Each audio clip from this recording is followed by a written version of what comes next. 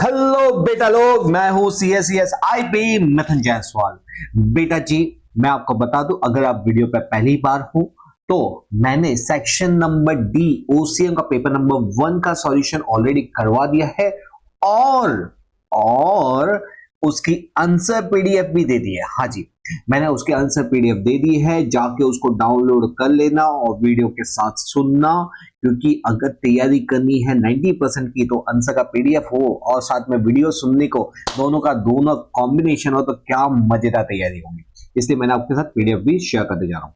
ठीक है, आज हम क्या देखेंगे? आज हम देखेंगे पेपर नंबर 2 का क्या सेक्शन नंबर डी का आंसर्स। ठीक है, बड़ा ही डिटेल में देखेंगे। जहां पे लॉजिक आएगा, जहां पे कंसेप्ट आएगा, उसको मैं एकदम डीप में लेके जाऊंगा, और जहां पे लगेगा थियरी है वहां पे मैं उसको फटाफट करके चले जाऊंगा, ताकि क्या हो, थियरी है समझ में आ जाए आपको, बाकी आपको रटना पड़ेगा, लेकिन कंसेप्ट हमारा छूटना नहीं चाहिए। तो कंसेप्ट पे हमारा बहुत ज्यादा फोकस होगा। थियरी है उसको मैं आपको समझा दूंगा कि क्या करना चाहता है। तो चलो, विदाउट वेस्टिंग कहां चलेंगे? हमारे स्क्रीन के ऊपर। और एक चीज बता दूं, अगर वीडियो अच्छा लग रहा है, आपको मजा आ रहा है, कॉन्फिडेंस बूस्टअप हो रहा है, तो लिखते क्यों नहीं हो बच्चे? मैं आपके लिए इतना कुछ कर रहा हूं, आप अपना 2 मिनट तो निकालो। ठीक है, तो वेट करूंगा। हाँ, आप चश्मे वाले भाई साहब, चश्मे वाली जी, आपका वेट करूंगा कमेंट का। हंस रहे हो सर, आपको कैसे मालूम पड़ा? ओके, तो बेटा जी चलो विदाउट वेस्टिंग चलते हैं हमारी स्क्रीन के ऊपर। तो बेटा जी आते हैं, हम कर रहे हैं गाला का OCM का paper number 2 section number D. Okay बेटा, तो ये इसमें हम शुरू करते हैं। पहला क्वेश्चन, टोटल 12 क्वेश्चन है, उसमें से 8 क्वेश्चन करने हैं, मल्टीप्लाई बाय 3, 24 मार्क्स का रहेगा। तो पहला क्वेश्चन क्या है? What are the function of financial management? बेटा जी फाइनेंशियल मैनेजमेंट के फंक्शन कौन से होते हैं? तू ये समझ, जैसे हम इंसान होते हैं ना, हम इंसान, हमारे शरीर के अंदर क्या बहता है? हमारे शरीर के अंदर बहता है ब्लड। अगर ये ब्लड का सर्कुलेशन पूरे बॉडी के अंदर 1 सेकंड भी रुक जाएगा ना, तो बेटा जी बहुत प्रॉब्लम हो जाती है। क्या हो जाती है? बहुत प्रॉब्लम हो जाती है। वैसे ही एक बिजनेस के अंदर जैसे बॉडी में ब्लड जरूरी है, वैसे बिजनेस के अंदर फाइनेंस जरूरी है। और एक दिन में अगर फाइनेंस की प्रॉब्लम पड़ जाती है, शॉर्टेज पड़ जाती है, तो पूरे मार्केट में हवा फैल जाती है, कंपनी उठ गई है, इससे बिजनेस मत करना। ठीक है, पूरे गुडविल जो होते हैं हमारी बहुत जबरदस्त तरीके से उसको नुकसान पहुंचता है, डैमेज पहुंचता है। इसलिए हमको क्या होता है, जो हमारा फाइनेंशियल मैनेजमेंट होता है, उसको ये काम होता है कि हमारा फाइनेंस रुकना नहीं चाहिए, अटकना नहीं चाहिए। ठीक है, तो यहाँ पे कोई भी एक्टिविटी बिना फाइनेंस के नहीं होती। आपको एस्टेब्लिशमेंट करना हो, बिजनेस को एस्टेब्लिश किया, उसको डेवलप करना, उसको एक्सपांड करना, उसको चेंज करना है, हमको फाइनेंस चाहिए। मतलब इंसेप्शन से लेके जब बिजनेस का एंड होगा तब तक हमको फाइनेंस तो चाहिए ही होगा। पैसा चाहिए ही होगा। ठीक है, तो हमारा जो फाइनेंस होता है ना, वो क्या काम आता है? यहाँ पे कहां से पैसा आएगा? जो फाइनेंशियल मैनेजमेंट होता है उसकी टीम क्या देखती है, भाई फाइनेंस की रिक्वायरमेंट है तो कहां से लाएंगे, उसको कैसे यूज करेंगे, कहां कहां अलोकेट किया जाएगा, सब चीज का ध्यान कौन करता है? फाइनेंशियल मैनेजमेंट कर रहा है। तो इसके फंक्शन देखते हैं, फटाफट देखते हैं। इसके अंदर फाइनेंस के अंदर कि हमारी नीड कितनी है। ऐसा नहीं कि नीड है 1 लाख की और आप 1 करोड़ रुपए ला के बिजनेस में पटक दो, कोई मतलब का होगा नहीं जी।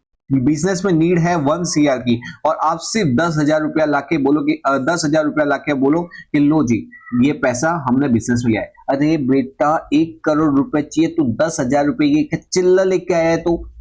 ये कोई मंदिर का चंदा है जो तू लेके आया हुआ है? तो बात करें ऐसी कि हमारा जो फाइनेंस की नीड देखनी पड़ती है कि नीड कितनी है, उसके हिसाब से पैसा लाया जाता है। दूसरा, हमको प्लान किया जाता है कि कब कब कितना कितना पैसा चाहिए होगा। उसके लिए हम क्या बनाते हैं? हम अपना बजट बनाते हैं। उस बजट के अंदर बताते हैं कि कब हम कितना प्रोडक्शन करेंगे, कितना हमारा उसमें से कितना खर्चा होगा, कौन कौन से खर्चे होंगे, उसके सामने क्या सेल्स आएगा और हमको कितने पैसे की जरूरत पड़ेगी। तो हम बजट बनाते हैं। जो इनकम होती है ना, उसको डिस्ट्रीब्यूट करते हैं कि भाई इस कैपिटल खर्चे के लिए इतना चाहिए होगा, रेवेन्यू खर्चे के लिए इतना चाहिए होगा, और शेयर होल्डर को डिविडेंड इतना देना होगा। हम अपना कैपिटल स्ट्रक्चर डिसाइड करते हैं कि भाई हमारे जो कैपिटल स्ट्रक्चर, अगर कैपिटल स्ट्रक्चर के चैप्टर हमारा फाइनेंशियल मैनेजमेंट है, अगर कैपिटल स्ट्रक्चर या फाइनेंशियल मैनेजमेंट के अंदर आपको तकलीफ हो रही है, तो मैंने इसका वन शॉट नहीं, डिटेल्ड रिवीजन बना हुआ फाइनेंशियल मैनेजमेंट के ऊपर, बहुत मजेदार बनाया हुआ है बेटा जी, जरूर से देखना उसको जाके। तो बेटा जी हमको कैपिटल स्ट्रक्चर डिसाइड करने का रूल किसका होता है? फाइनेंशियल। कहां से कौन कौन से सोर्स होते हैं, चलो बताओ कौन कौन से सोर्स होता है कैपिटल स्ट्रक्चर के? तो ये 4 सोर्स होते हैं। कौन से सोर्स होते हैं? 4। कहां कहां से आता है? इक्विटी से, फिर कहां से आएगा? प्रेफरेंस शेयर से, कहां से आएगा? डिबेंचर से। Equity with preference share, equity with debenture, और equity with preference share with debenture, ये चौथे वाले के अंदर। समझे? पहला कौन सा था? Only equity. फिर दूसरा होता है इक्विटी विद डिबेंचर, तीसरा होता है इक्विटी विद प्रेफरेंस शेयर, और चौथा होता है सभी का combination, equity with preference share with debenture. Okay, तो हमको ये डिसाइड करना होता है कि कैपिटल स्ट्रक्चर कौन कौन सा होगा, उसका सोर्स कहां से आएगा। फिर to do with the procedure for acquisition of finance, हमको पैसा लेके आना, उसको प्रॉपर यूटिलाइज करना, उसको कंट्रोल करना कि ऐसे फालतू में खर्चे ना हो जाए। To decide the financial policy कौन कौन सी रहेगी, और टैक्सेस वगैरह के बारे में डिसाइड करना, arrangement of assets, capital assets का अरेंजमेंट करवाना। ये सारे रोल, मतलब क्या होता है बिजनेस के अंदर जो भी XYZ, जो भी जिस प्रकार से पेमेंट जा रहा है या तो पेमेंट आ रहा है, वो सब काम किसका होता है? वो काम होता है फाइनेंशियल मैनेजमेंट। उसी को बोलते हैं फंक्शंस ऑफ फाइनेंशियल मैनेजमेंट। मतलब फाइनेंशियल मैनेजमेंट क्या क्या काम करता है। ठीक है, अब नेक्स्ट क्वेश्चन आ रहा है फंक्शंस ऑफ प्रोडक्शन मैनेजमेंट। बेटा जी सिंपल है, जो फाइनेंशियल मैनेजमेंट फाइनेंस से रिलेटेड काम कर रहा है, तो प्रोडक्शन मैनेजमेंट प्रोडक्शन से रिलेटेड काम करेगा। सो सिंपल, ये ऑलरेडी हमने देखा हुआ है हमारा कौन सा, हमारा पेपर नंबर 1 के अंदर सेक्शन डी में। ठीक है, फटाफट 2 मिनट में क्विक रिवीजन करवा देता हूं। हमारा ये जो प्रोडक्शन मैनेजमेंट के फंक्शन कौन कौन से होते हैं, ये पूरा किससे रिलेटेड आएगा? प्रोडक्शन से रिलेटेड आएगा। मतलब कितना प्रोडक्शन करना है, प्रोडक्शन का, प्रोडक्ट का डेवलपमेंट करना, प्रोडक्ट का रिसर्च करना, डेवलपमेंट करना, उसकी टेक्नोलॉजी कौन कौन सी यूज की जाएगी, मशीनरी कौन सी लगेगी, कहां पे लोकेशन होगा, कैसे पूरा हमारा फैक्ट्री का ऑपरेशन होगा, लेआउट होगा, वो सब डिसाइड करना। हमारे रॉ मटेरियल कौन कौन से लगेंगे, कौन कौन सी नीड्स होगी प्रोडक्शन के अंदर, प्रोडक्शन कंट्रोल करना, क्वालिटी कंट्रोल करना, ये सारे काम किसके होते हैं? ये सारे काम होते हैं हमारे प्रोडक्शन मैनेजमेंट के। तो ये होता है फंक्शंस ऑफ प्रोडक्शन। तो जब आप इस क्वेश्चन को याद करो, तो बीइंग अ प्रोडक्शन मैनेजमेंट, आप कोई बड़ी सी फैक्ट्री है, उसके प्रोडक्शन इंचार्ज हो, उसको ध्यान में रख के ये कंसेप्ट पढ़ो, ऑटोमेटिक आंसर याद हो जाएगा। और जब आप ये फंक्शंस ऑफ फाइनेंशियल मैनेजमेंट पढ़ रहे हो, तो आप कोई बड़ी कंपनी के फाइनेंशियल हेड हो, जो पूरा फाइनेंस आपके टीम में, तो आप कौन कौन सी चीजों को, आप फाइनेंस को लाने के लिए, उसको यूटिलाइज करने के लिए, उसका एलोकेशन करने के लिए कौन कौन सी चीजों का ध्यान रखोगे, वो यहां पे ध्यान रखना। ठीक है, तो ये हमने बेटा जी क्या देखा? ये हमने देखा फाइनेंशियल मैनेजमेंट के फंक्शन। ओके, नेक्स्ट क्वेश्चन क्या है? The importance of principles of management. बेटा जी प्रिंसिपल ऑफ मैनेजमेंट हमने पढ़ा हुआ। प्रिंसिपल ऑफ मैनेजमेंट हमको हेल्प करता है किसके अंदर? हमको achieving the goal. The principle direct the manager for decision making के अंदर। The principle management play a key role. तो यही पूछा हुआ कि इसके क्या इंपॉर्टेंस है। सिंपल थियोरेटिकल कंसेप्ट है, फटाफट देखते हैं। ये मैनेजरियल इफिशियंसी बढ़ाता है, हमारी मैनेजरियल इफिशियंसी बढ़ाता है, हमको गाइडलाइन प्रोवाइड करता है to perform different type of task. Due to this क्या होता है, हमारी एबिलिटी, हमारा परफॉर्मेंस, हमारा इफेक्टिवनेस क्या होता है? इंक्रीज होता है। ये हमारा क्या बढ़ाता है? मैक्सिमम, हम आउटपुट मैक्सिमम प्रोड्यूस कर पाते हैं, और हमारी कॉस्ट होती है मिनिमम। आउटपुट होगा मैक्सिमम, कॉस्ट होगी मिनिमम, मतलब प्रॉफिट क्या होगा? बढ़ेगा। ठीक है, ये क्या होता है? ये हमको हेल्प करता है साइंटिफिक एंड लॉजिकल डिसीजन लेने में। क्या करता है? हमको डिसीजन लेने में ये मदद करता है। ये हमारी सोशल रिस्पॉन्सिबिलिटी को फुलफिल करता है कि यहाँ पे हम प्रॉफिट भी अर्न करें और सोशल हमारी जो वेलफेयर भी करें। ये हमारे रिसर्च में, ट्रेनिंग में, डेवलपमेंट में भी बहुत यूजफुल है। तो useful for research, training, development of and employ development. ठीक है, तो ये क्या था? ये था प्रिंसिपल ऑफ मैनेजमेंट के इंपॉर्टेंस। नेक्स्ट आता है, नेक्स्ट क्या है? Planning is the base for managerial function. ऐसा प्लानिंग मैनेजरियल फंक्शन का बेस क्यों है? क्योंकि बेटा पूरी कहानी कहां से चालू होती है? पूरी कहानी चालू होती है प्लानिंग से। मतलब प्लानिंग करोगे तो आगे की प्रोसेस होगी, अगर प्लानिंग नहीं किया तो आगे की प्रोसेस भी इल्ले मतलब नहीं होगी। तो मतलब ये जो प्लानिंग है ना, ये हमारा प्राइमरी एंड फॉरमोस्ट मतलब पहला फंक्शन होता है ऑफ मैनेजमेंट। हमको अगर सबसे पहले क्या करना पड़ता है, डिसाइडिंग द ऑब्जेक्टिव। हम अपना ऑब्जेक्टिव डिसाइड करते हैं, हम अपनी पॉलिसी बनाते हैं, प्रोसीजर बनाते हैं, स्ट्रेटेजी बनाते हैं कि कैसे हम अपने गोल को अचीव करेंगे। अदर मैनेजरियल फंक्शंस जैसे कि डायरेक्टिंग, ऑर्गेनाइजिंग, कोऑर्डिनेशन, जितने भी फंक्शंस है वो किसके ऊपर डिपेंड करते हैं, प्लानिंग के। प्लानिंग होगा तो फिर क्या होगा, ऑर्गेनाइजिंग होगा, प्लानिंग होगा तो डायरेक्टिंग होगा, प्लानिंग होगा तो कोऑर्डिनेशन होगा, प्लानिंग होगा तो कंट्रोलिंग होगा। मतलब सब कुछ तेरे नाम से शुरू, तेरे नाम पे खत्म। तो बेटा जी, सब कुछ कहां से शुरू होता है, प्लानिंग से शुरू होता है। विदाउट द प्रॉपर प्लानिंग, अगर प्लानिंग नहीं होगी तो यहाँ पे अदर फंक्शंस भी नहीं होंगे। अगर प्लानिंग नहीं है तो हमारा ऑर्गेनाइजेशन नहीं है, हमारा कोऑर्डिनेशन नहीं है, डायरेक्टिंग नहीं है, कंट्रोल नहीं है, कुछ नहीं है अगर तू नहीं है मेरे साथ। ज्यादा खाबो ख्यालों में मत खो, आज आओ वापस आ जाओ। तो विदाउट प्रॉपर प्लानिंग क्या होगा, अदर मैनेजरियल फंक्शन पॉसिबल नहीं है।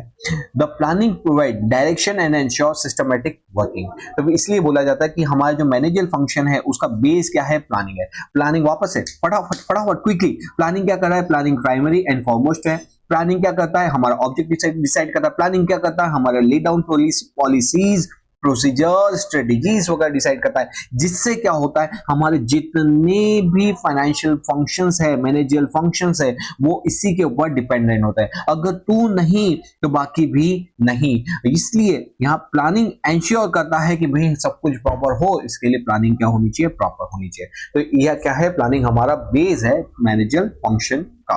Okay, describe the characteristics of informal organisation. पहले हम जाए कैरेक्टरिस्टिक्स ऑफ इनफॉर्मल ऑर्गेनाइजेशन। पहले हम समझते हैं कि इनफॉर्मल ऑर्गेनाइजेशन होता क्या है। जैसे ऑफिस के अंदर जो लोग होते हैं वो क्या होते हैं, कलीग्स होते हैं। वो आपस में इतनी उनकी अच्छी बॉन्डिंग होती है जिससे क्या होता है, वो एक दूसरे का काम संभाल लेते हैं। कि किसी एक व्यक्ति पर बर्डन ज्यादा होता है, दूसरा व्यक्ति बोलता है टेंशन मत ले, मेरे पास आज इतना बर्डन नहीं है, मैं तेरा वर्कलोड संभाल लूंगा। इसी को बोला जाता है इनफॉर्मल ऑर्गेनाइजेशन। यहाँ पे कोई सुपरवाइजर नहीं बोलता कि तू उसका काम देख, यहाँ पे इंटरनल ही क्या करते हैं, लोग मैनेज कर लेते हैं। ठीक है, उसको क्या बोलता है, इनफॉर्मल ऑर्गेनाइजेशन। तो ये क्या होता है, ये इंटरनल रिलेशनशिप से डेवलप होता है। यहाँ पे कोई प्रकार का फॉर्मल प्लानिंग नहीं होती है, यहाँ पे रिलेशन के बेस पे काम होता है। और यहाँ पे नो फॉर्मल और प्रॉपर कोई चार्ट वगैरह नहीं होता कि ये कोई हायरार्की, ऑर्गेनाइजिंग में जो हायरार्की दिखती है ऐसा कुछ यहाँ पे नहीं होता। यहाँ पे ये क्या बोला जाता है कि फॉर्मल स्ट्रक्चर का ही एक शेडो होता है। क्या होता है, फॉर्मल ऑर्गेनाइजेशन का ही एक शेडो होता है। ये बेटा जी एक लाइन के एमसीक्यू में आपका आता है। ठीक है, तो ये हमने देखा कि ये हमारा इनफॉर्मल होता क्या। अब इसके कैरेक्टरिस्टिक्स पढ़ो, अब आपको क्या मजा आएगा।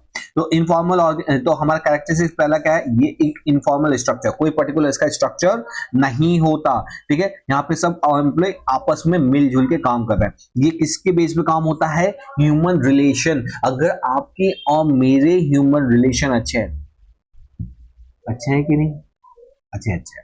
Okay, thank you. तो अगर आपके मेरे रिलेशन अच्छे हैं और मैं बोलूं कि बेटा जी काम करना, तो मेरा ये छोटा सा काम वहां से ये चीज ले आएगा क्या, ये मेरा छोटा ये काम करेगा क्या, बोले सर आप बोलो ना, आप बोलो मैं चांद तारे सितारे तोड़ के ले आऊंगा, आप मेरी इतनी हेल्प कर देता हूँ। ये क्या हुआ, यहाँ पे मैं आपको ऑर्डर नहीं दे रहा हूँ, यहाँ पे मैं आपको रिक्वेस्ट कर रहा हूँ। और बीइंग हमारे बीच में जो रिलेशन डेवलप हुआ जिसके कारण आप क्या बोलते हैं कि हाँ सर बोलो ना, मैं सब कुछ करने के लिए तैयार। तो सब उसको बोलते हैं इनफॉर्मल रिलेशन। ठीक है, यहाँ पर उस इनफॉर्मल ऑर्गेनाइजेशन, और ये ऑर्गेनाइजेशन किसके ऊपर डिपेंड है, ये है हमारे ह्यूमन रिलेशन के ऊपर। ये क्या होता है, रिलेशन जो है ना हमारे चेंज होते रहते हैं। जैसे कि आज ऑफिस में 2 कलीग है या तो 3 कलीग है, तीनों में अच्छी सी बॉन्डिंग है। ये भाई साहब का क्या होगा, ये भाई साहब को कहीं जाना पड़ गया, या तो इसने दूसरी जॉब ज्वाइन कर ली। ठीक है, ए बी सी तीनों में अच्छे रिलेशन थे, लेकिन क्या हुआ, ए लेफ्ट द ऑफिस। अब क्या हुआ, ए बी सी की जगह ए की जगह कौन आ गया, डी आ गया। अब क्या हो गया, अब ये डी बी सी ये तीनों क्या बन गए, अच्छे दोस्त बन गए। और वैसा ही रिलेशन, और इवन इससे अच्छा रिलेशन किसके बीच में हो गया, डी बी सी के बीच में हो गया। या तो क्या हुआ, ऑफिस में एक और स्टाफ आ गया जिसका नाम है ई, तो अब क्या हो गया, D B C D E, चार चार जने और तीनों में बहुत गहरी दोस्ती है। तो ये जो रिलेशन है ना, ये क्या होता रहता है, चेंज होता रहता है, या तो कम हो जाएगा या तो ज्यादा होगा, कोई आएगा कोई जाएगा, ठीक है। अपना ये जो रिलेशन है ना, ये क्या होता है, यूनिवर्सल होता है। आपने खुद ने भी देखा होगा, आपके जो फ्रेंड्स वगैरह होते हैं वो भी क्या होता है, यार मेरे को है ना आज कुछ काम है, तू मेरे साथ चलेगा क्या, बहुत अर्जेंट है, तो वो बोला हाँ यार चलना यार, तेरे लिए तो करना है। तो ये क्या हो गया, ये आप एक इनफॉर्मल रिलेशन हो गया ना। तो वैसे ही क्या होता है, यार तेरी नोटबुक देगा क्या, या तेरे को मेरा ये क्वेश्चन को मदद करेगा क्या सॉल्व करवाने में। तो यहाँ पे क्या होता है, ये इस प्रकार का जो रिलेशन है ये सभी जगह फील्ड में देखने को मिलता है, ये सिर्फ और सिर्फ बिजनेस में ऐसा जरूरी नहीं है। फिर यहाँ पे क्या होता है, यहाँ पे इनफॉर्मल कम्युनिकेशन, और जनरली इसमें कोई पर्टिकुलर ईमेल या कोई पर्टिकुलर स्ट्रेटेजीज, पर्टिकुलर पॉलिसी वैसा नहीं होता। यहाँ पे सब कुछ कैसे होता है, जुबान की, यहाँ पे किसकी वैल्यू है, जुबान की वैल्यू है। बोलो जुबान केसरी। अरे बेटा केसरी पेसरी मत खाना, गुटखा होता है उसके अंदर, दांत खराब हो जाते हैं, जबड़े निकलवाने पड़ते हैं, ठीक है। यहाँ पे इनफॉर्मल कम्युनिकेशन क्या होता है, ये ओरल कम्युनिकेशन होता है, इसलिए बहुत फास्ट होता है, लेकिन क्योंकि ये ओरल है, रिटर्न नहीं है, कोई आपकी ऐसे हेल्प करे, लास्ट में नहीं करना चाहो तो तुम क्या कर लोगे मेरा। तो यहाँ पे ये ओरल कम्युनिकेशन होने से फास्ट होता है, लेकिन ये ओपिनियन बेस्ड होता है, और यहाँ पे फ्यू फैक्ट्स होते हैं, और जिसके अंदर क्या होता है, ये भी चांसेस होता है कि वो काम मैंने बोल दिया बाद में नहीं करें, ठीक है। और लास्ट है स्मॉल साइज, यहाँ पे हम बड़े बड़े ग्रुप में नहीं कर सकते, एक दो व्यक्ति, तीन व्यक्ति, चार व्यक्ति मिलकर क्या कर सकते हैं, एक इनफॉर्मल ग्रुप बना सकते हैं। तो यहाँ पे सच ग्रुप यूजली कैसा होता है, स्मॉल होता है, या तो बेस्ड ऑन पर्सनल रिलेशनशिप होता है। सिंपल है, सिंपल है कि नहीं, फटाफट बोल, तो मजा आ रहा है ना। तो देखो इनफॉर्मल ऑर्गेनाइजेशन कैरेक्टरिस्टिक्स वापस बताता हूं, ये क्या होता है, इनफॉर्मल स्ट्रक्चर होता है, पर्टिकुलर स्ट्रक्चर नहीं होता। ये किसके ऊपर डिपेंड होता है, ह्यूमन रिलेशन के ऊपर। इसका जो स्ट्रक्चर क्या होता रहता है, चेंज होता है, कोई आया कोई गया, स्ट्रक्चर चेंज होगा। ये यहाँ पे ऐसा नहीं बिजनेस में दिखा, इनफॉर्मल स्ट्रक्चर हमारा हर एक एरिया में देखने को मिलता है। यहाँ पे कम्युनिकेशन कैसा होता है, कोई रिटर्न नहीं होता, यहाँ पे होता है ओरल कम्युनिकेशन। और यहाँ पे जो साइज होती है, कोई 100 200 200 लोग मिलकर इनफॉर्मल स्ट्रक्चर नहीं कहते, हम अपने खास कुछ ऐसे फ्रेंड्स होते हैं, 2 मित्र 3 मित्र 4 मित्र 5 मतलब कुछ लिमिटेड फ्रेंड्स हो गए, 6 7 या तो 10, उससे ज्यादा नहीं रखते हैं। तो उन्हीं के साथ हम अपने दिल की बातें शेयर करते हैं, उन्हीं को सब कुछ बताते हैं। तो ये यहाँ पे भी क्या होता है, इनफॉर्मल ऑर्गेनाइजेशन एक स्मॉल साइज होता है, ठीक है जी। Okay, question number 53, importance of delegation of authority. ये मूवी आपने देखी होगी, ये मूवी का नाम है शोले। गब्बर मैं तेरा खून पी जाऊंगा, याद आया कौन है ये भाई साहब, इनका नाम डी फॉर धर्मेंद्र जी, धर्मेंद्र, ये धर्मेंद्र, और ये हमारे अमिताभ बच्चन, सदी के महाखलनायक, खलनायक सर नायक होता है, खलनायक नहीं होता, ओके सॉरी। तो देखो बेटा जी, ये जो है अमिताभ बच्चन, ये हमारे जिसने मूवी देखी है प्लीज मेरे को बताना कमेंट में कि सर मैंने देखी है शोले, बताओ। बहुत पुरानी मूवी है लेकिन बहुत जबरदस्त है, बहुत अच्छी है। इवन आज के टाइम पे भी ये मूवी बहुत चलती है, बच्चे पसंद करते हैं इसको।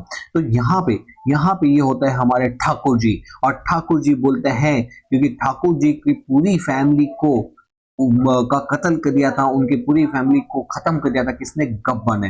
और ये ठाकुर जी अब बूढ़े हो चुके हैं, वो खुद गब्बर को नहीं पकड़ सकते, इसलिए ये जय और वीरू के पास आते हैं और उनको बोलते हैं कि मुझे गब्बर चाहिए, वो भी जिंदा। क्यों, क्योंकि उसको मैं अपने हाथों से नहीं पांव से मारूंगा। हाथों से क्यों नहीं मारूंगा वो बताओ जरा, तो उनको मैं अपने पांव से मारूंगा। तो बेटा जी क्या है, यहाँ पे ठाकुर क्या कर रहा है, ये जय और वीरू को क्या दे रहा है, एक काम सौंप रहा है। क्या काम सौंप रहा है, मुझे गब्बर चाहिए, वो भी क्या, जिंदा। तो इसके लिए क्या दे रहा है, उसको रिस्पॉन्सिबिलिटी दे रहा है, ठीक है। उसके बदले क्या मिलेगा, ये बोलते हैं उसके बदले क्या मिलेगा, बोलो वो मैं तुमको इसके बदले दूंगा, ठीक है। तो यहाँ पे उसको क्या देगा, अकाउंटेबिलिटी भी देता है, और उसको बोलता है कि यहाँ ये जो इसके जो यहाँ पे इसके जो काम वाला है उनको बोलता है कि इनको जो भी रिक्वायरमेंट है वो चीज उनको आप दे दो, तो यहाँ पे इनको अकाउंटेबिलिटी भी दे रहे हैं और रिस्पॉन्सिबिलिटी भी दे रहे हैं, ठीक है। तो इसी को बोला जाता है डेलीगेशन ऑफ अथॉरिटी। अब बेटा जी ये मूवी का सीन अगर आपको क्लियर हो गया है ना, तो फिर कंसेप्ट देखो क्या मजा आएगा। डेलीगेशन का मतलब क्या होता है? डेलीगेशन का मतलब होता है असाइनमेंट ऑफ रिस्पॉन्सिबिलिटी। हम अपनी रिस्पॉन्सिबिलिटी जो मुझे करना है, एक्चुअल में पकड़ना किसको है? ठाकुर को, लेकिन बोलता किसको है? वो इन दोनों को। मतलब ये अपनी ऑथर अपनी क्या कर रहा है? डेलीगेशन ऑफ अथॉरिटी क्या कर रहा है? असाइन कर रहा है, ठीक है। Assignment of responsibility and power दे रहा है किसको? सबऑर्डिनेट को, बाय क्रिएटिंग उनको अकाउंटेबल बनाया फॉर इफेक्टिव परफॉर्मेंस, ताकि गब्बर को पकड़ा जा सके। समझा? समझा लाला? ठीक है। तो डेलीगेशन ऑफ अथॉरिटी से क्या होता है कि यहाँ पे डेलीगेशन, देखो बेटा जी वैसे तो है ना इंपॉर्टेंस, मैं चाहूँ तो आपको डायरेक्टली इंपॉर्टेंस बता सकता हूँ, लेकिन मैं आपको पहले कंसेप्ट सिखाता हूँ कि ये होता क्या है, फिर उसके बाद इंपॉर्टेंस पे ले जाऊंगा फटफट फटफट, एकदम एकदम पानी की तरह आपके गले से फसल के सीधा पेट में। तो देखो यहाँ पे क्या होता है, डेलीगेशन अथॉरिटी का मतलब ये समझे, डेलीगेशन का मतलब क्या होता है? Relieves upper level administration from more work. मतलब अपर लेवल क्या करता है, इनके पास बहुत सारा, जो टॉप लेवल मैनेजमेंट होता है, टॉप लेवल मैनेजमेंट उसके पास बहुत काम होता है, तो ये खुद सारे काम नहीं कर सकता। मुकेश अंबानी सारे काम खुद नहीं कर सकता, इसलिए अपने अंदर में उनको क्या करता है? पावर उनको देता है, पावर उनको देता है, अकाउंटेबिलिटी उनको देता है, रिस्पॉन्सिबिलिटी, ताकि क्या करें वो लोग उसके बदले वो काम करें। तो हम अपने काम को रिलीव करते हैं और देते हैं बॉटम लेवल मैनेजमेंट को, और जिससे कि वो फोकस कर सके ओनली पॉलिसी रिलेटेड, जो ऑब्जेक्टिव है, जो पॉलिसी है, जो क्रक्स ऑफ बिजनेस है, सिर्फ उसके ऊपर फोकस कर सके। मैनेजमेंट क्या बनता है? इससे मोर एफिशिएंट बनता है। Hence it can be said that the power is the key of administration, but delegation क्या है? is the power of key to the organization। अब देखो यहाँ पे इसकी इंपॉर्टेंस क्या है? इसकी इंपॉर्टेंस है कि यहाँ पे हमारा वर्क इफिशिएंट मैनेजमेंट, जब हम अपनी इसको थोड़ा सा बड़ा करते हैं, आपको थोड़ा बड़ा दिखाई देगा, जब हम क्या करते हैं अपने वर्क को डेलीगेट करते हैं, तो हम क्या कर पाते हैं, हमारा जो लोअर लेवल है, जो टॉप लेवल है, क्योंकि due to delegation of power से क्या होगा, officer working at higher level, उसका रूटीन का वर्क कम हो जाएगा, जिससे वो क्या बनेगा? वर्क एफिशिएंट, वो दूसरे काम के ऊपर फोकस कर पाएगा। यहाँ पे जो जिस लोगों के ऊपर ये डेलीगेशन दिया गया, वो क्या बन पाएंगे? वो अपॉर्चुनिटी ले पाएंगे, यहाँ पे प्रॉपर डिसीजन ले पाएंगे उनका, कि वाह मेरे ऊपर इतना भरोसा करके सर ने काम दिया है, तो मैं इसको करूंगा और बढ़िया ही ढंग से करूंगा। तो वो कॉन्फिडेंस बनेगा, उनका डिसीजन मेकिंग भी क्या होगा? स्ट्रॉन्ग होगा। किनका? जिसको डेलीगेट किया हुआ। यहाँ पे जिस लोगों को दिया होगा वो मोटिवेट होंगे कि यस सर, अगर मेरे को ये काम दे रहे हैं, मतलब उनका फेथ है कि मैं ये काम कर सकता हूँ, और मैं इनका फेथ ये टूटने नहीं दूंगा। मुझे भी फेथ है कि आप क्या करोगे, इस बार 90 पार ला के दिखाओगे, ठीक है। और आप सुन लो, सभी लोग जो भी वीडियो देखें, आप सबको बोल रहा हूँ, पूरा जान लगा दो, पूरा एकदम एकदम जबरदस्त तरीके। फैमिली वाले भी शौक हो जाए या क्या है, दिखा दो उनको भी, क्या हूं मैं, दिखाओ। अभी नहीं तो कभी नहीं होगा, ठीक है ना? ठीक है, ओके। तो यहाँ पे हम क्या करते हैं, हम यहाँ पे जब डेलीगेट करते हैं तो उनको उनका सेल्फ कॉन्फिडेंस बनता है, उनकी साइकोलॉजी में चेंजेस आता है, उनको सेटिस्फैक्शन मिलता है, ठीक है। बेनिफिट ऑफ स्पेशलाइजेशन, जब हम डेलीगेशन करते हैं ना, अब एक व्यक्ति है मुकेश अंबानी, ठीक है, मुकेश अंबानी, तो वो खुद प्रोडक्शन नहीं देख सकता, वो खुद फाइनेंस भी नहीं देख सकता, वो खुद सेल्स हेड नहीं देख सकता। उसको क्या करना पड़ेगा, उस एरिया के जो लोग हैं, डिफरेंट पीपल के पास डिफरेंट टाइप ऑफ नॉलेज होता है, उन डिफरेंट डिफरेंट लोगों को क्या करता है, अपनी चीजों को डेलीगेट करता है। भाई फाइनेंस तुम देखना, प्रोडक्शन तुम देखना, अगर सेल्स हेड तुम देखना, चीजों को खरीदना है, यहाँ पे एक्विजिशन ऑफ रॉ मटेरियल वो तुम देखना। हर एक स्किल्ड वाले लोगों को उसके स्किल के हिसाब से काम हम देते हैं, तो क्या होता है, काम उसका अच्छे से प्रोसेस किया जाता है। फिर जब हम डेलीगेशन करते हैं तो उनमें क्या होता है, कोऑर्डिनेशन बैठता है। क्या होता है, कोऑर्डिनेशन बैठता है। तो यहाँ पे हम क्या करते हैं बेटा जी, इम्प्रूव कोऑर्डिनेशन से क्या होगा, इम्प्रूव रिलेशनशिप होगा किसके बीच में, सुपीरियर एंड सबऑर्डिनेट के बीच में रिलेशनशिप अच्छा डेवलप होगा। लेकिन फोकस ऑन द, और जिससे क्या होगा, अपर लेवल फ्री होगा और अपर लेवल अपने पॉलिसी मैटर्स के ऊपर फोकस कर पाएगा, ultimately increase the manager efficiency. फिर मोटिवेशन, ये मोटिवेशन ऊपर आ गया है, ये रिपीट हो रहा है, ठीक है। तो ये क्या था, ये था हमारा importance of delegation of authority. Delegation of authority के क्या इंपॉर्टेंस है, ठीक है। नेक्स्ट ट्रेनिंग एंड डेवलपमेंट में डिफरेंशिएशन बताओ। बेटा जी ट्रेनिंग का मतलब क्या होता है, जो ट्रेनिंग दी जाती है ना वो एम्प्लॉय को दी जाती है, एम्प्लॉय को, किसको, एम्प्लॉय को। जो डेवलपमेंट जो किया जाता है ना वो किसका किया जाता है, top level management, top level management, top level management. तो यहाँ पे पूरा का पूरा सेम टू सेम कहानी यहाँ पे छाप देना, सिर्फ एम्प्लॉय की जगह क्या लिख देना, टॉप लेवल। मतलब imparting theoretical and practical knowledge with the objective of acquiring proficiency in work। मतलब हम जब लोगों को ट्रेनिंग दे रहे हैं, हम जब लोगों को प्रैक्टिकल नॉलेज दे रहे हैं, तो उससे क्या होता है, उनकी प्रोफिशिएंसी बढ़ती है। अगर एम्प्लॉय होगा तो एम्प्लॉय की प्रोफिशिएंसी बढ़ेगी, अगर टॉप लेवल को दोगे तो टॉप लेवल की प्रोफिशिएंसी बढ़ेगी। ठीक है, बस जब आप टॉप लेवल को देते हो तो उसका डेवलपमेंट बोलते हैं, और एम्प्लॉय को बोल देते हो तो वो ट्रेनिंग बोलते हैं। ठीक है, ऑब्जेक्टिव क्या होता है, ऊपर ही देख लिया था, उनकी इफिशियंसी एंड प्रोडक्टिविटी बढ़ाना। क्या बढ़ाना, इफिशियंसी एंड प्रोडक्टिविटी बढ़ाना। एक चीज सुनना, अगर वो एम्प्लॉय है ना तो वो काम करता है इसलिए उसकी इफिशियंसी एंड प्रोडक्टिविटी बढ़ती है, लेकिन क्योंकि डेवलपमेंट के अंदर टॉप लेवल मैनेजमेंट को देते हैं, तो टॉप लेवल मैनेजमेंट की लेटेंट कैपेसिटी बढ़ती है, उनकी सोचने की तरीका बदलता है, उनका माइंड ब्रॉड होता है। यहाँ पे उनको वर्क से रिलेटेड नहीं सोचना, उनको ओवरऑल बिजनेस के ग्रोथ के बारे में सोचना है, कौन कौन से नए प्रोजेक्ट डालें, कहाँ पे बिजनेस को एक्सपांड करें, वो सब चीज को हम क्या करते हैं, उनकी वैसी कैपेसिटी हम बढ़ाते हैं। तो यहाँ पे क्या होता है, ओवरऑल डेवलपमेंट ऑफ मैनेजमेंट होता है, ऑफिसर होता है, और उनकी क्या बढ़ती है, enhancing their latent capacity and modelling their personality. बेटा मॉडलिंग देयर पर्सनालिटी क्यों इंपॉर्टेंट है, मॉडलिंग देयर पर्सनालिटी इसलिए भी इंपॉर्टेंट है कि यहाँ पे वो अपने आप को, जब वो दुनिया के सामने आते हैं, न्यूज में आते हैं, लोगों से मिलते हैं, तब वो खुद को नहीं प्रेजेंट कर रहे होते, उस कंपनी को प्रेजेंट कर रहे होते हैं जिस कंपनी के वो मैनेजमेंट हेड होते हैं। इसलिए क्या होता है, क्योंकि वो अच्छे से कंपनी को रिप्रेजेंट करे, इसलिए कंपनी क्या करती है, उनकी पर्सनालिटी को डेवलप करती है, उनकी माइंड को, लेटेंट कैपेसिटी को डेवलप करती है। ठीक है, यहाँ पे सेंटर पॉइंट क्या होता है, यहाँ पे हम वर्क, काम, क्योंकि एम्प्लॉय है तो यहाँ पे काम को इंप्रूवमेंट करना, यहाँ पे काम से रिलेटेड नहीं होता। यहाँ पे क्या होता है, फ्यूचर एरिया, प्रोबेबल चेंजेस कौन कौन से एरियाज हैं, कौन कौन से एरिया से हमको डेवलपमेंट करना चाहिए, क्या क्या फ्यूचर में चैलेंजेस आने, ये सारी चीज की उनको समझ बैठे, इसलिए क्या किया जाता है, उनका डेवलपमेंट किया जाता है।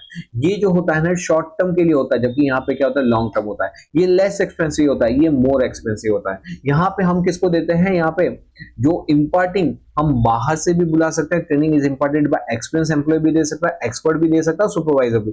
लेकिन इस केस के अंदर हमको कंपल्सरीली आउटसाइड वाले व्यक्ति को ही बुलाना पड़ेगा। एजुकेशनल इंस्टीट्यूशन हो सकता है, एक्सपर्ट्स हो सकता है, ऑफ एरियाज फील्ड हो सकता है। ठीक है, यहाँ पे क्या होगा, दोनों हो सकते हैं, हमारा सुपरवाइजर भी होगा, एम्प्लॉय भी हो सकता है, और थर्ड पार्टी भी हो सकता है। लेकिन ये तो सिर्फ और सिर्फ जो कोई बाहर का जो बहुत ज्यादा एक्सपर्ट है वो फील्ड यहाँ पे आके अपना एक्सपीरियंस शेयर करता है। ये किसको दिया जाता है, तो हमने देख लिया staff and top bottom level, जबकि यहाँ पे हेड होते हैं, तो executive, departmental head, top management and middle management के जो हेड होता है उन्हीं को दिया जाता है। ठीक है, ओके, क्वेश्चन नंबर हमारा आता है 55। The objective of controlling is to take corrective steps. बेटा कंट्रोलिंग के अंदर होता क्या है, कंट्रोलिंग के अंदर हम एक प्लानिंग डिसाइड करते हैं, प्लानिंग के अंदर एक स्टैंडर्ड डिसाइड करते हैं, फिर हम एक्चुअल काम करते हैं, उस काम का रिजल्ट हम देखते हैं, उस काम का रिजल्ट क्या आया, फिर हम उसको स्टैंडर्ड से कंपेयर करते हैं, और फिर फाइंड आउट करते हैं कि भाई क्या डिविएशन। वही तो है कि कंट्रोलिंग का ऑब्जेक्ट क्या है, कि जो भी यहाँ पे किसी की भूल नहीं निकालना, हम किसी को नीचा नहीं दिखाने जाते, हम ये नहीं बोलना चाहते कि तुमने ये काम ढंग से किया, हम ये बोलना चाहते कि भाई इस काम को अगर तुम ऐसे करते तो ये वेस्टेज नहीं होता, इस काम को अगर ऐसे करते तो और ज्यादा प्रोडक्टिविटी आती, ताकि क्या हो, ताकि वो नेक्स्ट टाइम वैसे ही काम को करे जैसे हम उसको बता रहे, जिसके कारण जो इस बार भूले हुए हैं, इस बार जो नुकसान हुआ है, इस बार जो वेस्टेज हुआ, वो नेक्स्ट टाइम रिपीट ना हो। तो बेटा जी यहाँ पे जो वर्क है ना, वर्क कंपेयर किया जाता है स्टैंडर्ड और गोल्स। मतलब क्या होता है, जो हमने जो एक्चुअल परफॉर्मेंस क्या एक्चुअल परफॉर्मेंस, उसको किसके साथ कंपेयर करेंगे, स्टैंडर्ड और गोल के साथ। फिर हम क्या फाइंड आउट करेंगे, डेविएशन, और डेविएशन के साथ क्या फाइंड आउट करो, रीजन। उस रीजन अगर जो हमारा डेविएशन है ना, वो दो प्रकार के हो सकते हैं। दो बातें हो सकती है सनम तेरे इनकार की, या तो दुनिया से डरती है, या कदर नहीं तुझे मेरे प्यार की। वाह वाह वाह वाह, सर एक और हो जाए, मुझे चल रहा है यहाँ पे। चलो चलो शायरी से यहाँ पे आओ बेटा। तो बेटा जी यहाँ पे दो बातें हो सकती है। दो बातें कौन सी होगी? या तो डेविएशन कैसा होगा, ऑर्डिनरी होगा, ठीक है, 1% 2% क्या आया, वेरिएशन आया। हमने सोचा था, जैसे हम खुद से रिलेटेड कर रहे थे, हमने सोचा था हम दिन के 8 घंटे पढ़ेंगे। कितने? 8 घंटे पढ़ेंगे। और हमने कितने घंटे पढ़े? सपोज कि 7 घंटे और 45 मिनट, तो ठीक है 15 मिनट का ऊपर नीचे, ये नॉर्मल है, इसमें हम कोई एक्शन लेंगे नहीं लेंगे। लेकिन हमने डिसाइड किया था 8 घंटे, हमने पढ़े कितने? सिर्फ 5 घंटे। तो यहाँ पे कितने का गैप है? ओ भाई साहब 3 घंटे, अभी नहीं तो कभी पढ़ेंगे। तो यहाँ पे हमको क्या करना पड़ेगा? यहाँ पे एबनॉर्मल डेविएशन है, यहाँ पे अनएक्सेप्टेबल डेविएशन, तो हमको क्या लेना पड़ेगा? करेक्टिव स्टेप्स लेना पड़ेगा। वही तो काम होता है किसका? कंट्रोलिंग का। कंट्रोलिंग का ऑब्जेक्टिव क्या होता है? करेक्टिव स्टेप्स लेना। तो ये जो है इसको मैंने यहाँ पे शॉर्ट फॉर्म में बता दिया ताकि आप फटाफट कंसेप्ट को सीख सको। बेटा ये जो नोट्स है ना, नोट्स मैं आपको बोलूं बहुत हेल्पफुल करेगी, आपको बहुत ज्यादा हेल्पफुल करेगी। इसलिए मैं जब भी कोई नोट्स आपको दूं, उसको जल्दी से डाउनलोड करके उसकी क्या निकलवा दीजिए, उसकी प्रिंट आउट निकलवा देना। और ये नॉलेज को सिर्फ जैसे मैं आपके साथ शेयर कर रहा हूं, आपकी रिस्पॉन्सिबिलिटी है इस हैप्पीनेस को, इस खुशी को जो आपको मिल गई, वाओ यार मेरा बहुत टाइम कम बच गया, तो इस हैप्पीनेस को रुकना नहीं चाहिए, फैला दो सब जगह। यार तू ये कल हो जाएगा तेरा मस्त तैयार। तो आप वादा करो कि मैं जितने भी मेरे फ्रेंड्स हैं, जितने भी मेरे स्कूल फ्रेंड्स हैं, मेरे कलीग्स हैं, जो स्कूल जहाँ पे मैं क्लास में जाता हूँ, सभी के साथ ये वीडियो शेयर करो और उसको बोलो कि इसमें पीडीएफ आंसर तुम डाउनलोड कर ले और इसकी जो वीडियोस है वो तेरे को बहुत हेल्प करेंगे। तो बेटा ये हैप्पीनेस को फैलाते जाओ। ओके, तो एक्सप्लेन। ओके, तो यहाँ पे हमने क्या देखा? हमारा कंट्रोलिंग क्या होता है? हमारा कंट्रोलिंग करेक्टिव स्टेप्स लेने में मदद करता है। Next question, explain the objective of financial management. बेटा जी फाइनेंशियल मैनेजमेंट की क्या ऑब्जेक्टिव होता है? फाइनेंशियल मैनेजमेंट के ऑब्जेक्टिव होता है कि मैक्सिमाइजेशन इकोनॉमिक, जो ओनर होता है ना, जो ओनर का मतलब कंपनी का हेड, उसको मदद करना, उसका इकोनॉमिक वेलफेयर करना, वो ज्यादा से ज्यादा रिच हो।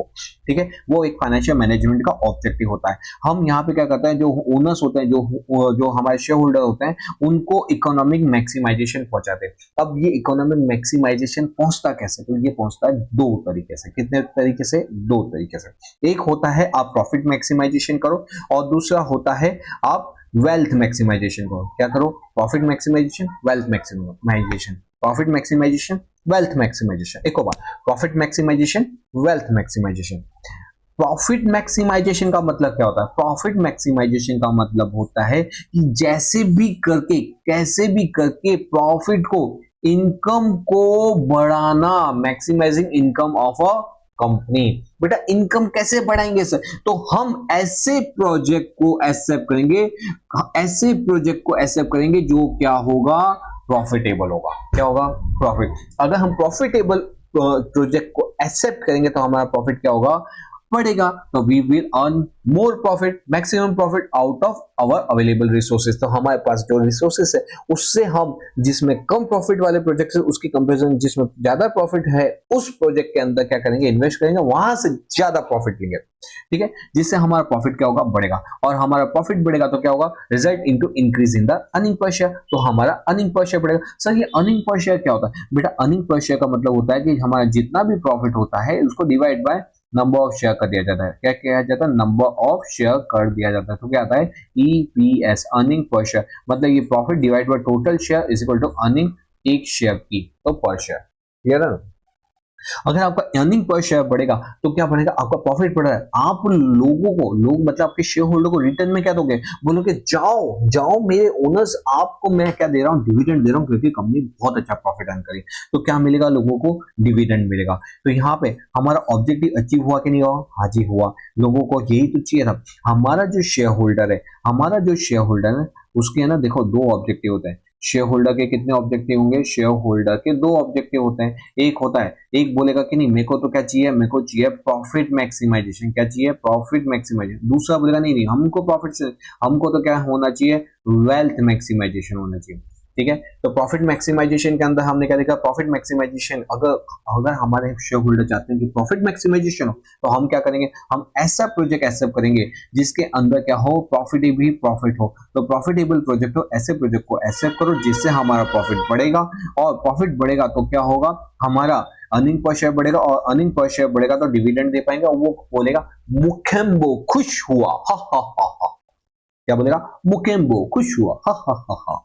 ओके, तो नेक्स्ट होता है, ये हमारा ऑब्जेक्टिव कौन सा था, ये था ऑब्जेक्टिव ऑफ प्रॉफिट मैक्सिमाइजेशन। दूसरा ऑब्जेक्टिव होता है, नहीं नहीं नहीं नहीं नहीं, नारे नारे, हमको प्रॉफिट मैक्सिमाइजेशन नहीं चाहिए, हमको हमारी वेल्थ बढ़ानी है। क्या बढ़ानी है, वेल्थ बढ़ानी, जिसको हम बोलते हैं एनपीवी।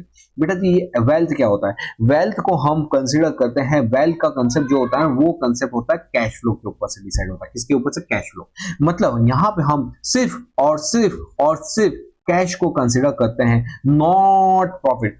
प्रॉफिट को ध्यान में नहीं लेते, हम बोलते हैं भाई हमारे पास कैश कितना रहा, मैं सुबह गल्ले के अंदर 2000 रुपए लाया था, शाम को मैं अपने गल्ले से कितने ले जा रहा हूं, 10,000 रुपए, मतलब मैंने दिन का कितना कमाया, 8,000।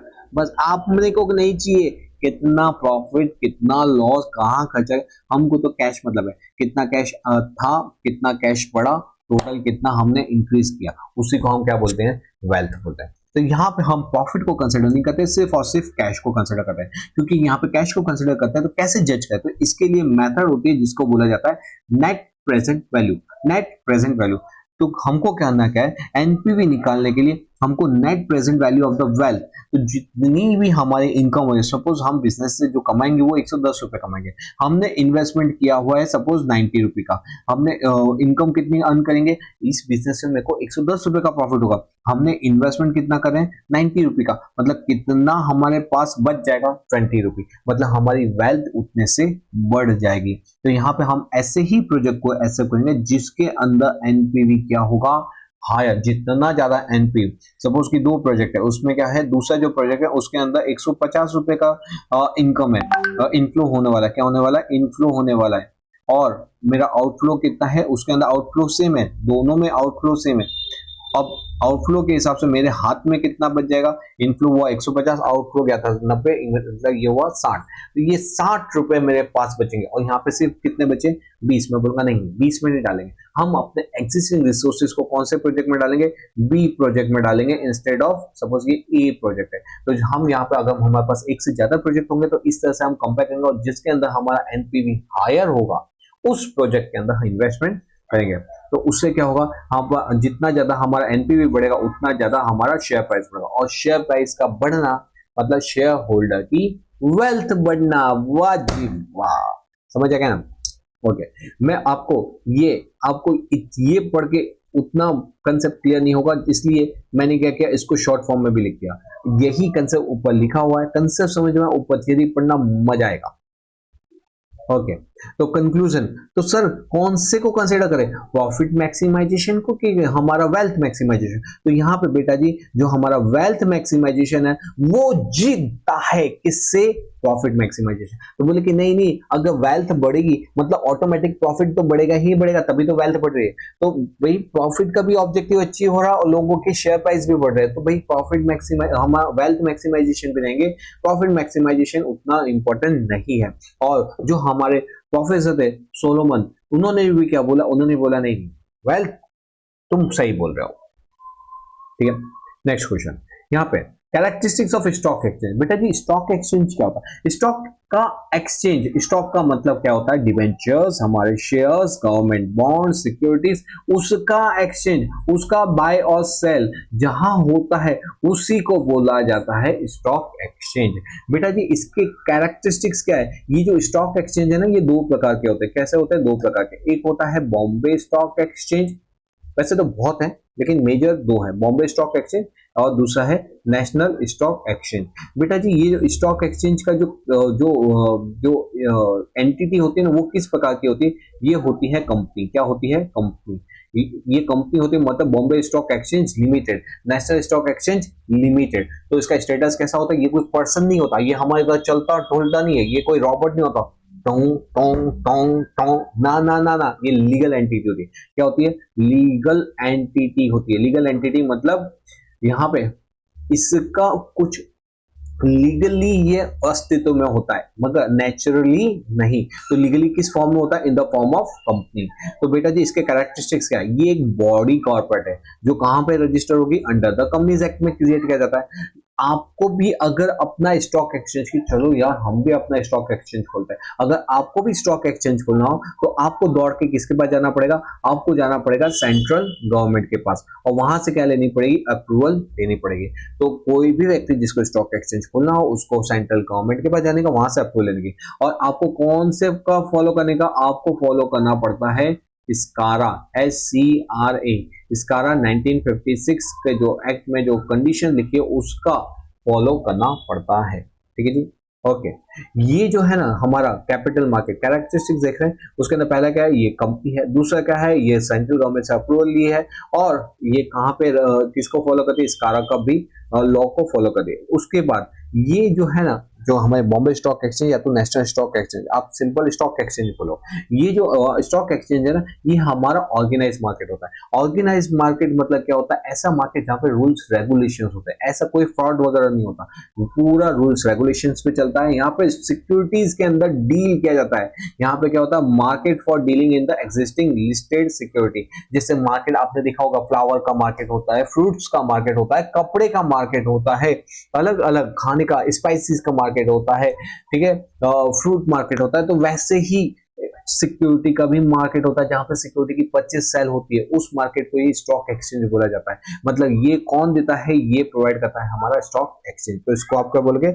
ऑर्गेनाइज मार्केट देता है ये। यहाँ पे कोई भी कंपनी, जैसे मैं अपनी कंपनी बनाऊंगा श्रीधर इंस्टीट्यूट लिमिटेड, क्या श्रीधर इंस्टीट्यूट लिमिटेड डालोगे ना शेयर में पैसा? अरे डालना, बहुत जबरदस्त ग्रो करेंगे अपने। तो श्रीधर इंस्टीट्यूट लिमिटेड, मैं बॉम्बे स्टॉक एक्सचेंज के पास जाता हूँ, बोलता हूँ भाई मेरे को अपने शेयर क्या करवाने, तुम्हारे स्टॉक एक्सचेंज पे लिस्टेड करवाने, क्या करवाना? लिस्ट करवाना है। तो वो बोलेगा भाई लिस्ट तो करवा दो, कोई प्रॉब्लम नहीं है, लेकिन आपको क्या लेनी पड़ेगी? मेंबरशिप। मतलब कोई भी कंपनी जिसको बॉम्बे स्टॉक एक्सचेंज या तो नेशनल स्टॉक एक्सचेंज के ऊपर लिस्ट करवाना है, जहां ताकि लोगों को मालूम पड़ सके कि यहाँ पे बॉम्बे स्टॉक एक्सचेंज के ऊपर आप लिस्ट करोगे तो लोगों को मालूम पड़ता है कि ये शेयर कितने का मिलता है, इसके अंदर कितने लोग इसको खरीद रहे हैं, कितने लोग बेच रहे, सब कुछ डिटेल पे बॉम्बे स्टॉक एक्सचेंज बना के देता है। तो यहाँ पे मेंबरशिप लेने का ये फायदा हो जाता है कि आप यहाँ पे शेयर में डील कर पाते हो अगर आप स्टॉक एक्सचेंज के ऊपर लिस्टेड हो तो। ये मार्केट ऑफ सिक्योरिटी है, मतलब ये प्रोवाइड करता है मार्केट, जैसे मैंने आपको ऊपर ही ये बता दिया था कि ये क्या प्रोवाइड करता है? Market for security. कि आपको परचेस सेल करना, आप जाओ स्टॉक एक्सचेंज पे और जहां पे वहां पे जितना परचेस सेल करना है करते रहो। यहाँ पे आपको सिक्योरिटी को लिस्ट करवाना होता है। लिस्टेड से क्या होता है? कोई भी आपका प्राइस नहीं पूछेगा कि बताओ ना, ओ भाई साहब आपका आज का दिन का क्या प्राइस चला? अरे नहीं भाई, बॉम्बे स्टॉक एक्सचेंज है, वहां पे देख ले, वहां पे मैंने लिस्टेड करा रखी है। मतलब अगर तुमने बॉम्बे स्टॉक एक्सचेंज पे या तो NSE पे लिस्टेड करवाई हुई तो वहां पे ही तुम्हारे रेट्स वगैरह दिख जाते हैं। तो ये क्या था? ये था हमारा कैरेक्टरिस्टिक्स ऑफ स्टॉक एक्सचेंज। फटाफट फटाफट फटाफट फटाफट बेटा, जोश। स्टॉक एक्सचेंज का मतलब क्या होता है? जहां पे मार्केट का क्या होता है? 2500 साइल होता है, उसको हम क्या बोलते हैं? Stock exchange. ठीक है, यहाँ पे कैरेक्टरिस्टिक्स क्या होता है? तो ये हमको इसका कैरेक्टरिस्टिक्स होता है, ये एक बॉडी कॉर्पोरेट होती है क्योंकि रजिस्टर होती है अंडर द कंपनीज एक्ट, क्योंकि इसके नाम के पीछे लगता है Bombay stock exchange limited, national stock exchange limited. मतलब इसकी एंटिटी कैसी होती है? ये होती है कंपनी की। दूसरा, कोई भी व्यक्ति खाली कंपनी खोल के क्या इसका बिजनेस करेगा? नहीं, आपको किससे परमिशन लेनी पड़ेगी? Central government. किससे? Central government. और वो कौन से एक्ट के अंतर्गत? स्कारा का फुल फॉर्म क्या होता है? Security contract regulation act. Security contract regulation act, security contract regulation act. ये प्रोवाइड करता है एक ऑर्गेनाइजेशन मार्केट जहां पे आप इजीली सिक्योरिटी में डील कर सकोगे। यहाँ पे अगर आपको खुद के शेयर कंपनी के ऊपर लिस्टेड करवाने तो आपको बॉम्बे स्टॉक एक्सचेंज या तो नेशनल स्टॉक एक्सचेंज, जो भी स्टॉक एक्सचेंज पे लिस्ट करना, उसकी ले लो मेंबरशिप। आपका पूरा वो है जो लिस्ट है वो कौन देखेगा? वो स्टॉक एक्सचेंज देखेगा। यहाँ पे ये प्रोवाइड करता है आपको मार्केट फॉर सिक्योरिटी, मतलब कुछ भी बाय सेल करना है स्टॉक एक्सचेंज आपको प्रोवाइड करके देगा। आपकी सिक्योरिटी को लिस्ट करवाना स्टॉक एक्सचेंज आपको प्रोवाइड करके देगा। ठीक है जी, ओके। नेक्स्ट क्वेश्चन है factor affecting the price of the product. बेटा जी सपोज मेरे पास है सपोज क्या है, मेरे पास ये टीवी है, ठीक है, एक टीवी है और कितने इंच का है? 49 इंच का लेते हैं, ठीक है, 49 इंच का ये टीवी है। अब इस टीवी को मैं कितने में बेचूंगा? सर बेचो ना आप, एक काम करो, लाख रुपए में बेच दो। नहीं सर, एक काम करो ना, आप बेच रहे हो तो आप 2 लाख में बेचो। अरे इतने में तो कोई खरीदेगा नहीं सर, आपको कितनी रखनी पड़ेगी? इसकी कीमत 40,000 रुपये। अब बताओ यहाँ पे मैं कितने में बेचूं, 1 लाख, 2 लाख, 40 लाख, कितने में बेचूं? अरे मेरे घन चक्कर, ये मेरे ऊपर डिपेंड नहीं होता कि मैंने जितनी वैल्यू बोल दी उतना मैं बेचूंगा, नहीं। मेरे को देखना पड़ेगा कि इसको बनाने का खर्चा कितना है, बहुत सारे फैक्टर्स होते हैं, उसके बेस पे आंख बंद करके हम ये प्राइस डिसाइड नहीं करते, बहुत सारे फैक्टर्स है, उसको ध्यान में रखने के बाद फिर हम ये प्राइस पे आते हैं।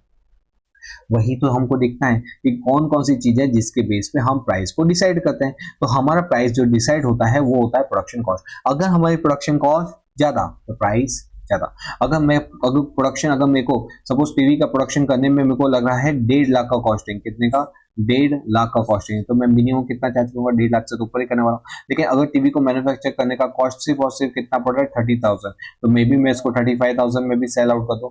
तो इसका मतलब क्या हुआ, इसका मतलब ये हुआ कि प्रोडक्शन कॉस्ट अगर ज्यादा तो प्राइस ज्यादा, प्रोडक्शन कॉस्ट कम तो price come. Demand of the product, जब किसी चीज की डिमांड बढ़ जाती है ना, वो उतना सप्लाई नहीं कर पाता, फिर वो क्या बोलता है, एक काम करता है, क्योंकि डिमांड तो ज्यादा है, मार्केट में सप्लाई नहीं है, मैं क्या करूंगा, अपनी प्राइस बढ़ा दूंगा। क्या करूंगा, अपनी प्राइस बढ़ा दूंगा। तो demand is more, price is more, when the demand is less, price is less. Next है कंपटीशन इन मार्केट। अगर मार्केट में सिर्फ और सिर्फ एक अकेला सब पे भारी, अगर मोनोपोली है, एक ही सेलर है, उसके अलावा दूर दूर तक कोई भी प्रकार का सेलर नहीं है, तो वो जो चाहे प्राइस ले सकता है। क्यों? क्योंकि इसकी मोनोपोली है और कोई मार्केट में बेच नहीं रहा उसके अलावा, तो यहाँ पे वो क्या करेगा, प्राइस ज्यादा चार्ज करेगा। लेकिन अगर मार्केट में परफेक्ट कंपटीशन मतलब बहुत सारे सेलर हैं, एक ही जैसा गुड्स बेच रहे हैं, उसके अंदर क्वालिटी डिफरेंस नहीं है, क्या कोई भी सेलर ज्यादा प्राइस चार्ज कर सकेगा? नहीं। ठीक है, तो यहाँ पे हमको जब प्राइस हम सेल करें तो हमको ये देखना पड़ेगा कि हमारा गुड्स मोनोपोली में फॉल होता है कि perfect competition. Monopoly, perfect monopoly बोले जो चाहे मन में ले, कोई प्रॉब्लम नहीं है, अपने अलावा दूसरा कोई ऑप्शन नहीं है लोगों के पास। लेकिन अगर परफेक्ट कंपटीशन, ओ भाई परफेक्ट कंपटीशन के अंदर तू, तो अगर तूने थोड़ा 1 रुपये भी बढ़ाएगा ना, वो जाके दूसरी दुकान से खरीदेगा, इसलिए परफेक्ट कंपटीशन के अंदर प्राइस राइज नहीं देखने को मिलता। ठीक है, नेक्स्ट है यहाँ पे हमारा government and legal contract. Government और लीगल कॉन्ट्रैक्ट भी डिसाइड करते हैं कि हमारा प्राइस कितना होगा। जैसा आपने देखा होगा पेट्रोल के अंदर भले कितना ही हमारा डॉलर रेट बढ़े, लेकिन प्राइस जो होते हैं पेट्रोल के वो बहुत जल्दी फ्लक्चुएट नहीं होते, वो होते हैं लेकिन बहुत स्लोली फ्लक्चुएट होते हैं। क्यों ऐसा होता है? क्योंकि वहां पे गवर्नमेंट की चलती है, वहां पे लीगल कॉन्ट्रैक्ट की चलती है, जो that is not acceptable to the other person. ठीक है, तो सॉरी, ये गवर्नमेंट और लीगल जो कंट्रोल्स होते हैं, वहां पर गवर्नमेंट बोलती है भाई तुमको इतने में, जैसे पेट्रोल है, गवर्नमेंट ने बोल दिया भाई 92 रुपये में बेचना, मतलब 92 रुपये में ही बिकेगा। फिर वहां पे क्या होगा, वहां पे आपको प्रॉफिट हो रहा है, लॉस हो रहा है, उसको मेरे को कोई फर्क नहीं पड़ता। मतलब मेरी जो प्राइस है वो किसके ऊपर डिपेंड कर जाएगी। अगर ऐसा कोई प्रोडक्ट मैं डील कर रहा हूँ जहाँ पे गवर्नमेंट का इंटरवेंशन है, तो मेरी जो प्राइस है वो किसके ऊपर डिपेंड करेगी, हमारे गवर्नमेंट के थॉट प्रोसेस पे डिपेंड करेगी। नेक्स्ट आता है, वापस पहले एक बार फटाफट ये 4 का मैं रिवीजन करूँ तो हमारी प्राइस कैसे डिसाइड होगी, बेस्ड ऑन प्रोडक्शन ज्यादा और प्रोडक्शन कॉस्ट ज्यादा, हमारी प्राइस ज्यादा, प्रोडक्शन कॉस्ट कम, प्राइस कम। नेक्स्ट है डिमांड ज्यादा है, हम क्या करेंगे, प्राइस बढ़ा देंगे, डिमांड कम है, हम प्राइस कम करेंगे। कंपटीशन, मार्केट में मोनो कंपटीशन है ही नहीं, जीरो, तो हमारी प्राइस होगी बहुत ज्यादा, क्योंकि कंपटीशन ये मजे करो।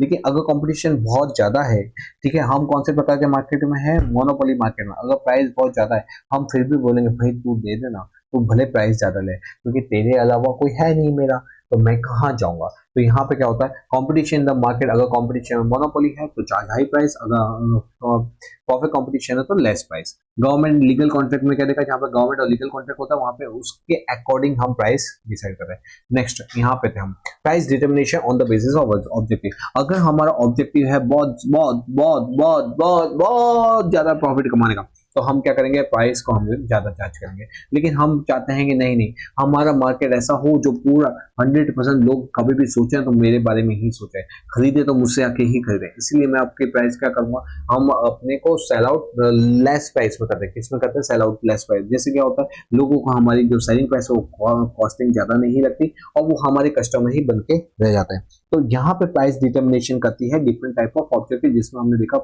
प्रॉफिट मैक्सिमाइजेशन, जिसमें प्रॉफिट ज्यादा होता है तो हम क्या करते हैं, प्राइस ज्यादा चार्ज करते हैं। यहाँ पे फिर to acquire the dominant position in the market, dominant position लाने के लिए हमको हमारे दूसरे कॉम्पिटिटर से प्राइस कम करनी पड़ती है। तो यहाँ पे हम क्या करेंगे, प्राइस हम लो रखेंगे। We have to sustain competition, market में बने रहने के लिए बहुत ज्यादा कंपटीशन, तो जो कॉम्पिटिटर जितनी प्राइस पे दे रहा है उतनी प्राइस पे भी हम बेचते हैं, क्योंकि अगर हमने बढ़ाई तो हमारा गुड्स कोई नहीं खरीदेगा, सब कॉम्पिटिटर का गुड्स खरीदेंगे। और हमने अगर प्राइस कम की तो क्योंकि कॉम्पिटिटर उसी प्राइस लेवल पे खेल रहा है जहाँ पे जिसको ज्यादा नॉमिनल प्रॉफिट हो रहा है, एब नॉर्मल प्रॉफिट नहीं हो रहा, तो वो उस सिचुएशन में क्या करेगा, वो अपनी प्राइस को एक लिमिट के बाद बढ़ाएगा नहीं। ठीक है। Economic condition and condition of a country, कोई भी कंट्री के अंदर आप इन्वेस्टमेंट करते हो तो आपको क्या देखना पड़ता है, अगर वहां पे बूम है तो वहां पे प्राइस राइज होगा, अगर लेकिन रिसेशन है तो प्राइस क्या होगा, कम चार्ज किया जाएगा। क्यों? क्योंकि बूम है, लोगों की कैपेसिटी ज्यादा होती है खरीदने के लिए, इसलिए वहां पे प्राइस भी ज्यादा चार्ज किया जाता है। लेकिन रिसेशन पे लोगों की जॉब चली जाती है, लोग अनएम्प्लॉयड हो जाते हैं, इसलिए वो चीजों को खरीदेंगे नहीं, वो मालूम है, इसलिए उस सिचुएशन में प्राइस क्या किया जाता है, लेस चार्ज किया जाता है। नेक्स्ट है buying behaviour, price is charged as per the habit, preference, rituals, economic condition of a country। तो यहाँ पे तो ठीक है, तो ये हमारा बाइंग बिहेवियर बहुत सारे फैक्टर्स के ऊपर भी डिपेंड करता है। ठीक है जी, ओके ओके बेटा। और आ चुके हैं आज के लास्ट क्वेश्चन पे, जाओ मजा आ रहा है तो लिखो। What steps are taken by the Indian government to as a part of liberalization? बेटा कि जब हमारा लिबरलाइजेशन है तो गवर्नमेंट ने कौन कौन सा एक्शन लिया, तो गवर्नमेंट ने क्या किया, acceptance of foreign capital investment. ठीक है, यहाँ पे उसने क्या एक्सेप्ट किया, FDI foreign direct investment and foreign institutional investment. उन दोनों व्यक्ति को क्या बोला कि आओ हमारे यहाँ पे बिजनेस करो। हमने यहाँ पे क्या लिखा है, हम यहाँ पे ट्रांसपेरेंसी लेने के लिए हमने कर दिया डीमटेरियलाइजेशन, जिसको डीमेट अकाउंट भी बोलता है। मतलब जितने भी फिजिकल फॉर्म थे ना शेयर सर्टिफिकेट, उसको कन्वर्ट किसके अंदर करवा दिया, हम वर्चुअल फॉर्म कहता, फिजिकल फॉर्म को वर्चुअल फॉर्म में कन्वर्ट करवाने की प्रोसेस को ही क्या बोलते हैं, डीमेट अकाउंट बोलते हैं। तो हमने क्या किया, सभी का शेयर डीमेट में कन्वर्ट करवा दिया। हमने जो टैक्स स्ट्रक्चर था वो बहुत सिंपल रखा, हमने यहाँ पे new sign of Indian currency रख दी, जो क्या थी, जो इस तरह की थी। ठीक है, फिर हमने क्या किया, एलिमिनेशन ऑफ लाइसेंस, जो भी जितने भी लाइसेंस रास्ते सबको हटा दिया। हमने एक्सपोर्ट्स को इंक्रीज किया, और जो भी changes related to law relating to financial management, तो हमने जो लॉ में चेंजेस किए, spread the changes in the law relating to foreign exchange, उससे फॉरेन एक्सचेंज से जितने भी रिलेटेड थे उसको क्या किया, उसमें चेंजेस किया। फिर हमने MRTP एक्ट जो था ना, changes in the MRTP act, ये MRTP एक्ट को हटा के हम कौन सा एक्ट लिखा है, कॉम्पिटिशन है, कौन सा एक्ट लिखा है, तो कॉम्पिटिशन एक्ट लिखा है। तो किसको हटा के, monopoly restricted trade and practice. Okay, condition freedom to bank for fixing the rate of interest, मतलब हमने क्या किया, हमने ऐसी कंडीशन में की जिससे क्या हुआ, freedom to bank for fixing the rate of interest. तो बेटा जी हमारा ये लास्ट है, easy to import goods and service, हम ग्लोबल के अंदर इजीली गुड्स को खरीद सके और बेच सके, इसलिए हमने क्या किया, इजी टू इंपोर्ट और एक्सपोर्ट, गवर्नमेंट ने हमको ये सर्विस प्रोवाइड की ताकि आप क्या कर सको, इजीली ट्रांजेक्शन कर सको। तो बेटा जी ये थे हमारे क्या हमारा ग्लोबलाइजेशन से क्या, सॉरी प्राइवेटाइजेशन से क्या बेनिफिट हो। फटाफट वापस एक बार रिपीट करता है, जल्दी जल्दी जल्दी जल्दी जल्दी मेरे साथ बोलते जाना। पहला बेनिफिट क्या मिला हमको, FII और FBI को हमने इन्वाइट किया तो बहुत सारा पैसा हमारे यहाँ पे आने लगा, ट्रांसपेरेंसी खुल गई, हमने डीमटेरियलाइजेशन कर दिया, कैपिटल मार्केट और वॉश हो गया, लोग कैपिटल मार्केट में पैसा लगाने लगे। हमने टैक्स स्ट्रक्चर को सिंप्लीफाई कर दिया ताकि लोगों को टैक्स कम लगे, तो लोग हमारी कंट्री के अंदर इन्वेस्टमेंट करते रहे। हमने करेंसी का सिंबल लिया है ताकि एक यूनिक हमें मिले कि भाई ये इंडिया की करेंसी है। हमने एलिमिनेशन ऑफ लाइसेंस राज किया, integral effort to the changing export, यहाँ पे हमने क्या किया, हमने जो हमारा लिबरलाइजेशन था जिसके कारण क्या हमारा एक्सपोर्ट बढ़ा। हमने क्या किया, लॉ में चेंजेस किए जिससे हमारा फॉरेन एक्सचेंज से जो रिलेटेड लॉ थे उसमें चेंजेस किए। हमने क्या किया, MRTP एक्ट को हटा के लिया कॉम्पिटिशन एक्ट। हमने क्या किया, freedom to the bank for fixing their rate of interest, bank को बोला कि अपना अपना रेट ऑफ इंटरेस्ट आप खुद डिसाइड कर सकते हो। Easy to import goods and service, आप इजीली दूसरे कंट्री में से भी अपना गुड्स और सर्विसेज मंगा सकते हो। तो ये ये क्या थे, ये थे पेपर नंबर हमारा 2 का section question number 59।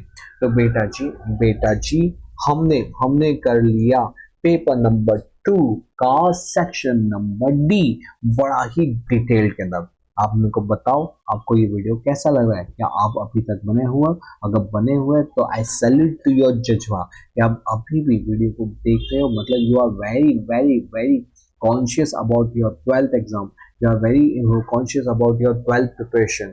So good luck to you, और मैं चाहूँगा कि आप बहुत अच्छे से परफॉर्म करो। और आपको ये जो वीडियो अच्छा लगा तो प्लीज अपने वीडियो को अपने तक मत रहने दो, लेट द हैप्पीनेस स्प्रेड।